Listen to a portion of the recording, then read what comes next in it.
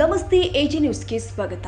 ಗುಳೆದಗುಡ್ಡ ಕರ್ನಾಟಕ ರಾಜ್ಯದ ಮುಖ್ಯಮಂತ್ರಿ ಸಿದ್ದರಾಮಯ್ಯ ಅವರಿಗೆ ರಾಜ್ಯಪಾಲರು ಸೋಕಾಸ್ ನೋಟಿಸ್ ಅನ್ನು ಕೊಟ್ಟಿದ್ದು, ವಿರೋಧ ಮಾಡಿ ತಾಲೂಕು ಹಾಲುಮತ ಸಮಾಜದ ವತಿಯಿಂದ ತಾಲೂಕಿನ ಐಪಿಯಲ್ಲಿ ಪತ್ರಿಕಾಗೋಷ್ಠಿ ಮಾಡಲಾಗಿದೆ. ರಮೇಶ್ ಬೂದಿಹಾಳ್ ಮಾಜಿ ಗ್ರಾಮ ಪಂಚಾಯಿತಿ ಅಧ್ಯಕ್ಷರು ಮಾತನಾಡಿದರು. ಮುಖ್ಯಮಂತ್ರಿಯಾದ ಸಿದ್ದರಾಮಯ್ಯ ವಿರುದ್ಧ ರಾಜ್ಯಪಾಲರು ಹೊರಡಿಸಿರುವ ಶೋಕಾಸ್ ನೋಟಿಸ್ ಕೊಟ್ಟಿರುವುದು ಖಂಡನೀಯ. ಅಹಿಂದ ನಾಯಕ ಸಿಎಂ ಸಿದ್ದರಾಮಯ್ಯ ಪಾಲಿನ ಆಶಾಕಿರಣ, ಹಸಿವು ಮುಕ್ತ ಕರ್ನಾಟಕ ಮಾಡಿದ ಅಣ್ಣರಾಮಯ್ಯ, ದೇವರಾಜ್ಯ ಅರಸು ಬಿಟ್ಟರೆ ಸಿದ್ದರಾಮಯ್ಯ ಅವರು 5 ವರ್ಷ ರಾಜಕೀಯವನ್ನ ಪೂರೈಸಿ ಮುಗಿಸಿ ಮತ್ತೆ 2ನೇ ಬಾರಿ ಸಿಎಂ ಆಗಿ 15 ಬಜೆಟ್ ಅನ್ನು ಮಂಡಿಸಿದ ಸಿಎಂ ಸಿದ್ದರಾಮಯ್ಯ ಅವರ ಮೇಲೆ ಯಾವುದೇ ಒಂದು ಕಪ್ಪು ಚುಕ್ಕೆ ಬಿಜೆಪಿ ಮತ್ತು ಜೆಡಿಎಸ್ ನಾಯಕರಿಗೆ ಸಹಿಸುವುದಕ್ಕೆ ಆಗ್ತಾ ಇಲ್ಲ. ಕೇಂದ್ರ ಸರ್ಕಾರವು ರಾಜ್ಯ ಭವನವನ್ನ ದುರುಪಯೋಗಪಡಿಸಿಕೊಳ್ಳುತ್ತೆ. ಶೋಕಾಸ್ ನೋಟಿಸ್ ಅನ್ನ ಹಿಂಪಡೆದೆ ರಾಜ್ಯದಾದ್ಯಂತ ಹೋರಾಟ ಕುರುಬ ಸಂಘ ಮಾಡುತ್ತೆ ಎಂದರು. ರಮೇಶ್ ಬೂದಿಹಾಳ್ ಹೇಳಿದ್ದಾರೆ. ಡಿಎಸ್ ಗೌಡ್ರು ಮಾಜಿ ಗ್ರಾಮ ಪಂಚಾಯಿತಿ ಅಧ್ಯಕ್ಷರು ಮಾತನಾಡಿದರು. ಬಿಜೆಪಿ ನಾಯಕರು ಸಾಕಷ್ಟು ಭ್ರಷ್ಟಾಚಾರ, ಜೆಡಿಎಸ್ ನಾಯಕರು ಭ್ರಷ್ಟಾಚಾರ ಮಾಡಿದ್ದಾರೆ. ಅವರಿಗೆ ಯಾಕೆ ರಾಜ್ಯಪಾಲರು ಶೋಕಾಸ್ ನೋಟಿಸ್ ಕೊಟ್ಟಿಲ್ಲ? ಏನೋ ಮಾಡದೆ ಇರುವ ಭಾಗ್ಯಗಳ ಸರಮಾಲೆಯನ್ನ ಕೊಟ್ಟಂತಹ ಕರ್ನಾಟಕದಲ್ಲಿ ಏಕೈಕ ಮುಖ್ಯಮಂತ್ರಿ ಸಿದ್ದರಾಮಯ್ಯ ಅವರು, ಅಂತವರ ಮೇಲೆ ನೀವು ಪ್ರಾಸಿಕ್ಯೂಷನ್ ನೋಟಿಸ್ ಜಾರಿ ಮಾಡ್ತೀರಿಯಲ್ಲ ರಾಜ್ಯಪಾಲರೇ, ನಿಮ್ಮ ವಿರುದ್ಧ ರಾಷ್ಟ್ರಪತಿ ದ್ರೌಪದಿ ಮುರ್ಮುಗೆ ನಿಮ್ಮನ್ನು ರಾಜ್ಯ ಭವನದಿಂದ ತೆಗೆದು ಹಾಕಬೇಕು. ನಿಜವಾದ ರಾಷ್ಟ್ರಪತಿಗಳಾದರೆ ರಾಷ್ಟ್ರಪತಿಗಳು ಮಧ್ಯ ಪ್ರವೇಶ ಮಾಡಿ ಶೋಕಾಸ್ ನೋಟಿಸ್ ಅನ್ನ ಹಿಂದಕ್ಕೆ ಪಡೆಯಬೇಕು ಅಂತ ರಾಜ್ಯಪಾಲರಿಗೆ ಆದೇಶ ಹೊರಡಿಸಬೇಕು. ಆದೇಶ ಮಾಡದಿದ್ರೆ ಕರ್ನಾಟಕದಾದ್ಯಂತ ಸಿದ್ದರಾಮಯ್ಯ ಅವರ ಪರ ಕುರುಬರು, ಹಿಂದುಳಿದ ವರ್ಗದವರು ಪ್ರತಿಭಟನೆ ಮಾಡಲಾಗುತ್ತೆ ಎಂದು ಎಚ್ಚರಿಕೆ ನೀಡಿದ್ದಾರೆ. ಲಿಂಗರಾಜ್ ವಾಲಿಕರ್ ಮಾತನಾಡಿ, ಕರ್ನಾಟಕ ಕುರುಬ ಸಂಘ ತಾಲೂಕು ಗುಳೇದಗುಡ್ಡ ಕಾರ್ಯಾಧ್ಯಕ್ಷರು ಮಾತನಾಡಿದರು. ಸಿಎಂ ಸಿದ್ದರಾಮಯ್ಯ ಒಬ್ಬ ಜಾತ್ಯತೀತ ರಾಜಕಾರಣಿ. 45 ವರ್ಷ ರಾಜಕೀಯ ಜೀವನದಲ್ಲಿ ಒಂದು ಕಪ್ಪು ಚುಕ್ಕೆ ಇಲ್ಲದೆ ರಾಜ್ಯಕಾರಣ ಮಾಡಿದಂತಹ ಏಕೈಕ ಹಿಂದುಳಿದ ವರ್ಗದ ಕುರುಬ ಸಮಾಜದ 2ನೇ ಬಾರಿ ಸಿಎಂ ಆಗಿ ಸಿದ್ದರಾಮಯ್ಯ ಅವರು ಮುಂದುವರಿಯುವುದು ಬಿಜೆಪಿಯವರಿಗೆ ಮತ್ತು ಜೆಡಿಎಸ್ನವರಿಗೆ ಇವರು ಏನೇ ಮಾಡಿದ್ರು ಸಿದ್ದರಾಮಯ್ಯ ಅವರ ಒಂದು ಕೂದಲುಗಳ ಎತ್ತುಕಾಗಲ್ಲ. ಮೂಡ ಹಗರಣದಲ್ಲಿ ಸಿದ್ದರಾಮಯ್ಯ ಅವರ ಪಾಲು ಏನೂ ಇಲ್ಲ. ಅದು ಸಿದ್ದರಾಮಯ್ಯ ಅವರ ಭಾವ ಮೈದ. ಸಿದ್ದರಾಮಯ್ಯ ಅವರ ಪತ್ನಿಗೆ ದಾನದ ರೂಪದಲ್ಲಿ ಕೊಟ್ಟಿರುವ ಆಸ್ತಿ 3 ಎಕರೆ 16 ಗುಂಟೆ. ಇದರಲ್ಲಿ ಸಿದ್ದರಾಮಯ್ಯ ಅವರು ಯಾವುದೇ ಹಸ್ತಕ್ಷೇಪ ಮಾಡಿಲ್ಲ. ಆದರೂ ಕೂಡ ಬಿಜೆಪಿ ನಾಯಕರು, ಜೆಡಿಎಸ್ ನಾಯಕರು ಕೇಂದ್ರ ಸರ್ಕಾರದ ಮೂಲಕ ರಾಜ್ಯಪಾಲರಿಗೆ ಒತ್ತಡ ಹಾಕಿ ನೋಟಿಸ್ ಜಾರಿ ಮಾಡ್ತಾರೆ. ಅದು ಒಬ್ಬ ಖಾಸಗಿ ವ್ಯಕ್ತಿ ದೂರಿನ ಮೇಲೆ ಶೋಕಾಸ್ ನೋಟಿಸ್ ಅನ್ನ ಒಂದು ದಿನದಲ್ಲಿ ಸಿದ್ದರಾಮಯ್ಯ ಅವರಿಗೆ ಜಾರಿ ಮಾಡ್ತಾರೆ. ಅದು ರಾಜಕೀಯ ಕುತಂತ್ರ, ಷಡ್ಯಂತ್ರ. ಇದನ್ನ ಕುರುಬ ಸಮಾಜ ಸಹಿಸಲ್ಲ. ರಾಜ್ಯಪಾಲರು ಶೋಕಾಸ್ ನೋಟಿಸ್ ಅನ್ನ ವಾಪಸ್ ಪಡೆಯಬೇಕು. ವಾಪಸ್ ಪಡೆಯದಿದ್ರೆ ಕುರುಬ ಸಂಘಟನೆಗಳು ಸಂಗೊಳ್ಳಿ ರಾಯಣ್ಣ ಹೇಗೆ ಬ್ರಿಟಿಷರ ವಿರುದ್ಧ ರಕ್ತ ಕ್ರಾಂತಿಯನ್ನು ಮಾಡಿದ್ದಾನೆ, ಹಾಗೆ ಕರ್ನಾಟಕದಲ್ಲಿ ಸಹ ರಕ್ತ ಕ್ರಾಂತಿಯಾಗುವಲ್ಲಿ ಯಾವುದೇ ಸಂದೇಹ ಇಲ್ಲ. ಕುಂತ್ರ ಕುರುಬ ನಿಂತ್ರೆ ಕಿರುಬ ಎಂದು ಹೇಳಿದ್ದಾರೆ. ಇವತ್ತಿನ ದಿವಸ ನಮ್ಮ ಕರ್ನಾಟಕ ಕಂಡಂಥ ಧೀಮಂತ ನಾಯಕ, ನಮ್ಮ ಎಲ್ಲರ ಅಚ್ಚುಮೆಚ್ಚಿನ ನಾಯಕರು ಆದಂಥ ಸಿದ್ದರಾಮಯ್ಯ ಸಾಹೇಬರ ಅವರಿಗೆ ಪ್ರಾಸಿಕ್ಯೂಷನನ್ನು ನೀಡಿದಂತಹ ನಮ್ಮ ರಾಜ್ಯದ ರಾಜ್ಯಪಾಲರು ತಾವರ್ ಚಂದ್ ಗೆಹ್ಲೋಟ್ ಅವರಿಗೆ ನಾವು ಖಂಡನೆಯನ್ನು ಮಾಡ್ತಾ ಇದ್ದೇವೆ. ನಮ್ಮ ಗುಳಗುಡ್ಡ ಹಾಲುಮತ ಸಮಾಜದ ಎಲ್ಲ ಮುಖಂಡರು ಸೇರಿ ಅವರಿಗೆ ನಾವು ಆ ಪ್ರಾಸಿಕ್ಯೂಷನನ್ನು ಹಿಂಪಡಿಬೇಕಂತೇಳಿ ಅವರಿಗೆ ನಾವು ಒಂದು ಮನವಿಯನ್ನು ಮಾಡಿಕೊಳ್ತಾ ಇದ್ದೇವೆ. ಯಾಕಂತಂದರೆ ಈ ಪ್ರಾಸಿಕ್ಯೂಷನನ್ನು ಹಿಂಪಡೆದೇ ಹೋದಲ್ಲಿ ನಾವು ಮುಂದಿನ ದಿನಮಾನಗಳಲ್ಲಿ ಉಗ್ರವಾದ ಹೋರಾಟವನ್ನು ನಮ್ಮ ಗುಳಗುಡ್ಡ ಹಾಲುಮತ ಸಮಾಜದ ವತಿಯಿಂದ ಹಾಗೂ ಎಲ್ಲ ಸಮಾಜದ ವತಿಯಿಂದ ಬಡವರು, ದೀನದಲಿತರು ಎಲ್ಲ ಸಮಾಜದವರು ಸೇರಿಕೊಂಡು ಒಂದು ಪ್ರತಿಭಟನೆಯನ್ನು ಮಾಡ್ತೀವಂತಕ್ಕಂಥ ಒಂದು ಎಚ್ಚರಿಕೆಯನ್ನು ನೀಡ್ತಾ ಇದ್ದೇವೆ.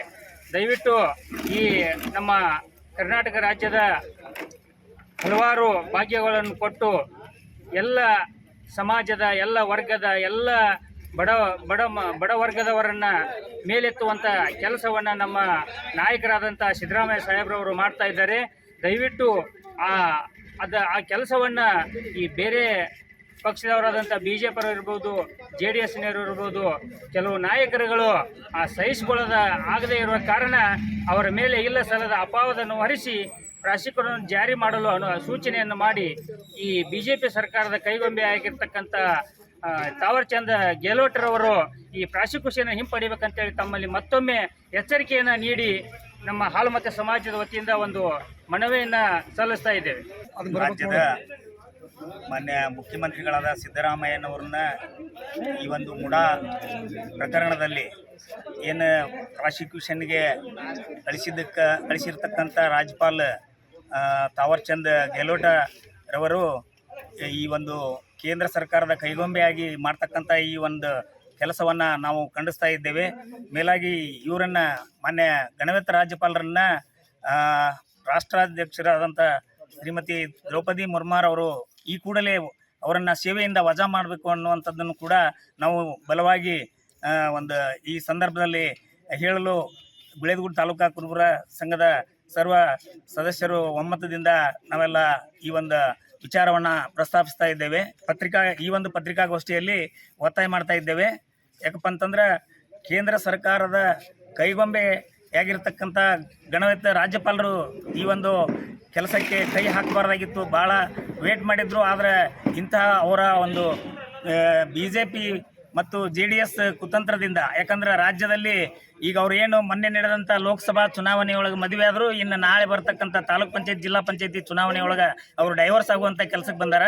ಆ ಕಾರಣ ಈಗಾಗಲೇ ಕುಮಾರಸ್ವಾಮಿ ಅವರಿಗೆ ಹಾದಿರಲಿಲ್ಲ. ಅವರು ಏನಾರ ಮಾಡಿ ಇದೊಂದು ಗದ್ದಲ ಮಾಡಬೇಕು. ಯಾಕಂದ್ರೆ ಅಹಿಂದ್ ವರ್ಗದ ನಾಯಕ, ಕರ್ನಾಟಕ ರಾಜ್ಯ ಕಂಡ ಧೀಮಂತ ನಾಯಕ, 2ನೇ ಬಾರಿ ಮುಖ್ಯಮಂತ್ರಿ ಆಗಿರ್ತಕ್ಕಂಥ ಸಿದ್ದರಾಮಯ್ಯನವ್ರ ಮ್ಯಾಗ ಹಿಂದೊಮ್ಮೆ ಯಾವುದೋ ಒಂದು ಟೊಬ್ಲೆಟೋ ಯಾವುದೋ ವಾಚಿನ ಪ್ರಕರಣ ಬಂತು, ಅದರಾಗೂ ಮಣಿಲಿಲ್ಲ. ಆ ಪ್ರಕರಣದೊಳಗೂ ಇವರು ಅಪರಾಧಿ ಅಲ್ಲ.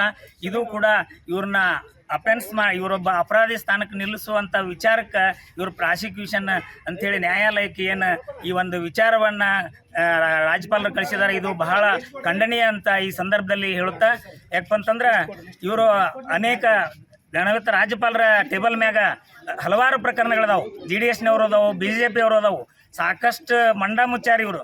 ಆದ್ರೆ ರಾಜ್ಯದೊಳಗೆ ಮುಖ್ಯಮಂತ್ರಿ ಆಗಿರ್ತಕ್ಕಂಥ ಸಿದ್ದರಾಮಯ್ಯನವರ ಮೇಲೆ ಯಾವುದೇ ಒಂದು ಕಪ್ಪು ಚುಕ್ಕೆ ಇಲ್ಲ. ಇವರನ್ನು ಅಧಿಕಾರದಿಂದ ಕೆಳಗಿಳಿಸ್ಲಿಕ್ಕೆ ಬೇರೆ ಮಾರ್ಗ ಇಲ್ಲ. ಇದು ಒಂದು ಬಹುಮತ ಹೊಂದಿರತಕ್ಕಂಥ ಈ ಸರ್ಕಾರವನ್ನು ಅಸ್ಥಿರಗೊಳಿಸ್ಬೇಕಂತಕ್ಕಂಥ ಇವರು ಒಂದು ಕಾರ್ಯ ಇದು.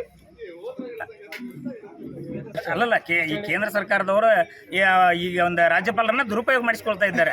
ರಾಜ್ಯಪಾಲರು ಬಹುಶಃ ಅವರು ಮಾಡ್ತಿರ್ಲಿಲ್ಲ ಏನೋ, ಅವರು ಮೇಲಿನ ಮೇಲೆ BJP ಅವರು JDSನವರು ಕೂಡ ಕೇಂದ್ರಕ್ಕೆ ಒತ್ತಾಯ ಆಗ್ತಾರೆ. ಕೇಂದ್ರದವರು ರಾಜ್ಯಪಾಲರಿಗೆ ಒಂದು ಒತ್ತಡ ಮಾಡಿರ್ತಕ್ಕಂಥ ಈ ಒಂದು ದುರಂಕಾರಿ ಕೆಲಸ ಇದು. ಮಾಧ್ಯಮದವರಿಗೆ ಸಂಜೆ ನಮಸ್ಕಾರ ತಿಳಿಸುತ್ತಾ, ಇವತ್ತಿನ ದಿವಸ ಏನು ಸಿದ್ದರಾಮಯ್ಯನವರ ಬಗ್ಗೆ ರಾಜ್ಯಪಾಲರು ಇವತ್ತೇನೊಂದು ರಾಜೀನಾಮೆಯನ್ನು ತಿಳಿದ್ದಾರೆ.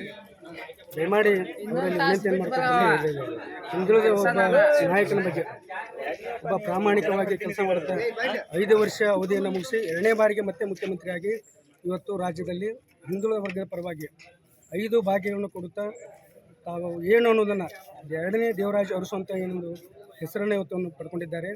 ಅಂಥ ವ್ಯಕ್ತಿಯನ್ನು ಇಡೀ ರಾಜಕೀಯದಲ್ಲಿ ಒಂದು ಕಪ್ಪು ಚುಕ್ಕೆ ಇಲ್ಲ ಹಾಗೆ ಒಂದು ಕೆಲಸವನ್ನು ಮಾಡ್ಕೊಂಡು ಬಂದಿರತಕ್ಕಂಥ ಒಬ್ಬ ರಾಜಕಾರಣ ಬಗ್ಗೆ ಇವರು ಏನಾದರೂ ಮಾಡಿ ಇವ್ರಿಗೆ ಕೆಟ್ಟ ಹೆಸರು ತಂದು ಇವರನ್ನ ಮುಖ್ಯಮಂತ್ರಿ ಸ್ಥಾನದಿಂದ ಇಳಿಸ್ಬೇಕಂತ ಇವ್ರನ್ನ ಒಂದು ಭ್ರಮೆಯನ್ನು ಇಟ್ಕೊಂಡು ಇವನ್ನೆಲ್ಲ ಹೊಟ್ಟಿದ್ದಾರಲ್ಲ, ದಯಮಾಡಿ ಅವರಲ್ಲಿ ವಿನಂತಿಯನ್ನು ಮಾಡ್ಕೊಳ್ತೀನಿ. ತಾವು ರಾಜ್ಯಪಾಲರಲ್ಲಿ ಮನವಿಯನ್ನು ಮಾಡಿಕೊಂಡು ಆ ರಾಜೀನಾಮೆಯನ್ನು ಒಂದು ಹಿಂಪಡೆದರೆ ಇಡೀ ರಾಜ್ಯಕ್ಕೆ ಮತ್ತು ಇಡೀ ರಾಜ್ಯ ಕುರುಬರ ಸಂಘಕ್ಕೆ ತಾವೊಂದು ಪ್ರೀತಿ, ಒಂದು ವಿಶ್ವಾಸ, ಒಂದು ನಂಬಿಕೆಯನ್ನು ಉಳಿಸ್ಕೊಳ್ತಾರೆ. ಇದೇನಾದರೂ ಮುಂದುವರೆದಿದ್ದೇ ಆಯ್ತಂದರೆ ಬರುವ ದಿನಮಾನದಲ್ಲಿ ಇಡೀ ರಾಜ್ಯಾದ್ಯಂತ ತಾಲೂಕು ಮಟ್ಟ, ಜಿಲ್ಲಾ ಮಟ್ಟ ಮತ್ತು ರಾಜ್ಯಾದ್ಯಂತ ಪ್ರತಿಭಟನೆ ಮುಖಾಂತರ ಅಲ್ಲ, ಮತ್ತೇನಾದರೂ ಮುಂದೆ ಹೆಚ್ಚು ಮಾಡ್ತಾ ಹೋದರೆ ರಾಜ್ಯ ಅಂತ ರಕ್ತ ಕ್ರಾಂತಿ ಕೂಡ ಆಗೋದ್ರಲ್ಲಿ ಸಂಭವವಿಲ್ಲ. ಆದಷ್ಟು ಬೇಗ ಇದಾಗುತ್ತೆ. ದಯಮಾಡಿ ತಾವು ಬದಲಾಗಬೇಕು, ತಾವು ತಿಳಿದುಕೊಳ್ಬೇಕು. ಆದಷ್ಟು ಬೇಗ ಅಂತ ಧೀಮಂತ ನಾಯಕನ ಬಗ್ಗೆ ಏನು ತಾವೇನು ಹೊಟ್ಟಿದ್ದಾರೆ, ಏನಾದರೂ ಮಾಡಿ ಅಧಿಕಾರದಿಂದ ಇಳಿಸಬೇಕು, ಕಪ್ಪು ಚುಕ್ಕಿಯನ್ನು ತರಬೇಕಂತ ತಮ್ಮ ಪ್ರಮೇಯಲ್ಲಿ ಇಟ್ಕೊಂಡು ಹೊಟ್ಟಿದ್ದಾರಲ್ಲ, ಮೊದಲು ನೀವು ಸುಧರಿದ್ದೀರಾ, ಮೊದಲು ತಾವು ಪ್ರಾಮಾಣಿಕ ಇದ್ದೀರಾ. ನಿಮ್ಮ ಪಕ್ಷದಲ್ಲೇ ನಿಮ್ಮಲ್ಲಿ ಒಕ್ಕಟ್ಟಿಲ್ಲ, ನಿಮ್ಮಲ್ಲಿ 2 ಮನೆಯನ್ನು ಇಟ್ಟುಕೊಂಡು ನೀವೇನೋ ಅವ್ರ ಬಗ್ಗೆ ಒಂದು ಅಪಪ್ರಚಾರ ಮಾಡ್ತಾ ಹೊಂಟಿದ್ದಿಲ್ಲ. ಮೊದಲು ನೀವು ಸುದ್ದಿದ್ದೀರಾ ಅಂತ ಕೇಳ್ತೀನಿ.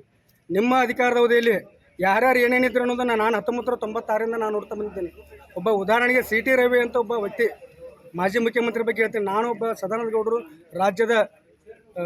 ರಾಜ್ಯಾಧ್ಯಕ್ಷರಾಗಿ ಕೆಲಸ ಮಾಡೋ ಸಂದರ್ಭದಲ್ಲಿ ಇವರು ಸಂಘಟನಾ ಕಾರ್ಯದರ್ಶಿಯಾಗಿ ಇವರು ಕೆಲಸ ಮಾಡ್ತಾಯಿದ್ರು.